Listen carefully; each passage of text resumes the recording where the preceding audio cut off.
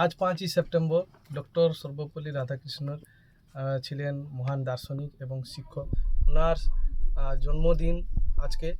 এই জন্মদিনে তার অনুগামী বা তার ছাত্ররা ওনাকে শ্রদ্ধা জানানোর জন্য ওনার জন্মদিন পালন করেছিলেন।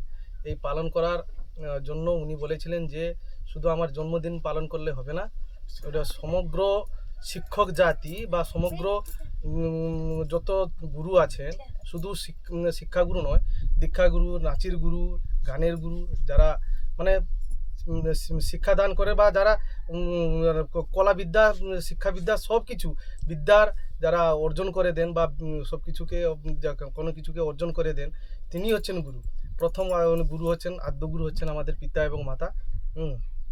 এই প্রথমে সবাইকে মানে পিতা মাতাকে আমি প্রণাম জানাই। তারপরে আমার উপরে যে উনি গুরু আছেন ওনাকেও সম্মান জানাই।